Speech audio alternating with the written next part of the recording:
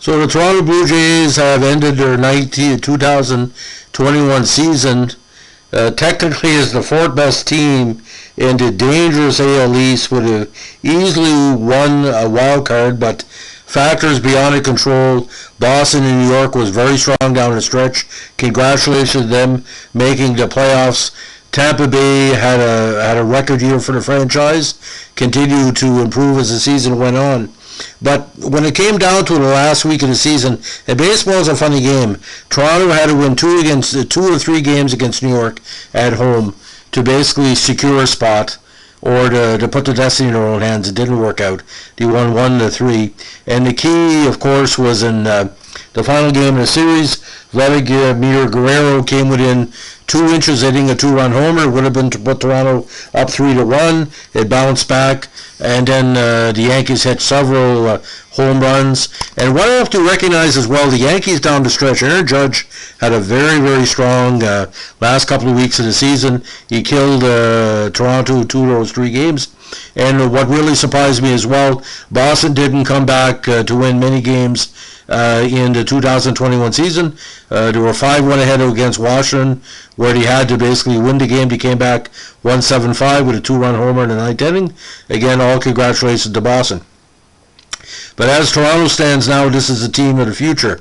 Remember, Biggio was injured for most of the year, but him and Bichette and Guerrero, Gurriel, Teoscar Hernandez, picking up George Springer, Marcus Semien, they had probably one of the most dangerous lineups of the season. But like happened in the previous years in the AL East when Toronto didn't make the playoffs, their short bullpen let them down. Romano didn't leave them down. He was a find, the Canadian pitcher. The starting pitching was decent. You know, you're getting 12 to 14 wins from all your starters, very important to pick up good players down the stretch. But not having that good setup man like a Tom Henke style or similar to that. What Toronto should do is look at establishing more middle relief next year. But the AL East, like I said, it's a bitch goddess.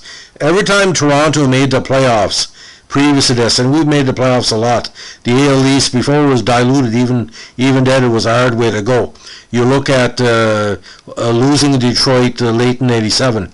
You look at the pennant chances in '83 as well. But all those years in the '90s, and when the team rebounded with what I call the Encarnacion, Bautista, Donaldson era, made the playoffs twice, made the playoffs last year in the shortened season. This year, again, the AL East, you got to win 94 to 97 games to be sure of it. And like I said, it's Tampa Bay's year. Tampa Bay had dominated us all year. You got, like I said, you got to understand, baseball's not like hockey. Hockey, you can go on a winning streak, 5 games, secure a playoff spot. In baseball, it's 162 games. It's a grind. But I really find interesting Vladimir Guerrero being better than his father at this point in his career. The first 22-year-old to hit as many home runs as he had. It's just an outstanding season. So my ranking for the Blue Jays this year is B+. Because, again, the short bullpen didn't really do it. So what I want you to do, ladies and gentlemen, it's going to be unique this week. You got Tampa Bay, you got the Red Sox, you got the Yankees. Whoever comes out of that AL East quagmire is going to, I think, is going to win the World Series. I see the Giants being there, but I got a prediction.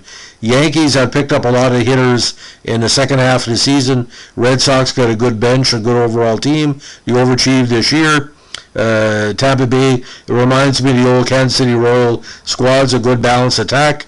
And like I said, the idea about baseball, you got to have strength in that division.